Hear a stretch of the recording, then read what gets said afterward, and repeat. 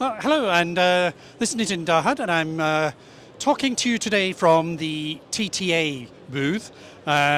Yesterday, I got some comments from my video saying I focused all on the large AI and the large computing. So here we are with startups today, and I was moderating on the TTA booth 11 startup pitches, and I'll be doing that tomorrow as well with another 11 startups. It's very interesting.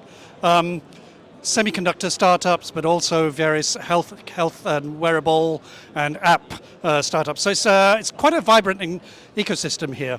But more broadly, one of the other keynotes today was from Lars Reger, who's a CTO of NXP Semiconductors.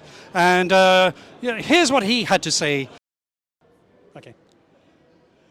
Well, I'm here with Lars Reger at Computex, who's giving a keynote speech on day 2 of the show here in Taiwan. Lars, hello.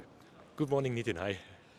So, what's your perspective of what's been going on at Computex? It's all. I mean, I've been listening to the keynotes. You've probably seen my reports about, Pat, Gelsinger, Jensen, AMD, all these big computing companies as well.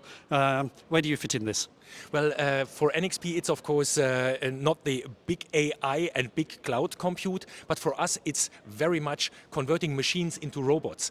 And this converting machines into robots means we are providing the AI for the edge, for these billion of little devices around you that are the companions of these big compute systems in the cloud, but really need to make sure that all the AI, the safety, the security, everything in that robot machines around you is existing and reliable. So I think it's an extension of that edge intelligence we've been talking about for years now, but it's now putting it into things, both the computers as well as, I mean, here we've been talking a lot about Copilot PCs, but I guess even in the PC, you have a role there.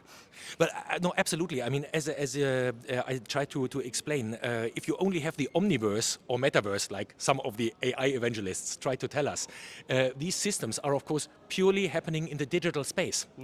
And all around that, getting to the end user, PC, getting to the end user, your smart thermostat, your smart car, your smart manufacturing robot, all of these devices now need to sense the analog world, get the data from the cloud, connect, think of a smart device, and then act on behalf of that. So that is exactly this sense, think, connect, act that you mentioned earlier, and that we are trying now to equip with AI and safety and security as well. One of the things I've been hearing about from some of the speakers here is around generative AI on device at the edge. Apple have been talking about it, and various other companies as well. Is that just a fancy, or are we seeing some reality in that? What do you see? But definitely getting more AI to the edge. I mean, that is the slogan, that is the trend, driving strongly into that direction. And how much of a complete LLM you need to have on every tiny device? That's the question. But you want to have really autonomous devices at the edge, as much AI at the edge as possible, and an as capable as possible robot, even without connectivity.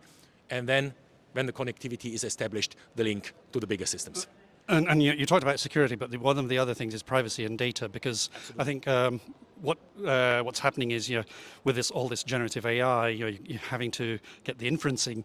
Can you there's some benefits of doing that at the edge as well, I guess, because of the privacy. But I'm actually not convinced, when I've been hearing the speakers, that you're still not giving away a lot of data when they're trying to do that generative AI at the edge. Well, as always for these systems, I mean, we are talking this since 25 years, and it's a huge market for all of us. I mean, thinking about trustworthy systems, that's the magic. You never as an end user will hand over tasks to a system that you cannot trust. Therefore, functional safety on the one side, but also security and a secure system setup will be of the essence. Otherwise, society around us will not buy the products that we are developing. So, security for AI and AI for security are two big areas that my researchers, NXP, are heavily working on. Right. Now, the other thing that I've been hearing quite a lot of over the last couple of days is around the importance of Taiwan, and Computex has got a revival, the rebirth of the PC and rebirth of Computex. What's your role in the Taiwan ecosystem? I guess you have an office here, but there's more to it than that. Well, very honestly, we are deeply, deeply entrenched into the Taiwan ecosystem. There is tens of partners, really sizable partners that we need that are working with us. So no one these days can work standalone, and so can't we. So our ecosystem is very big here.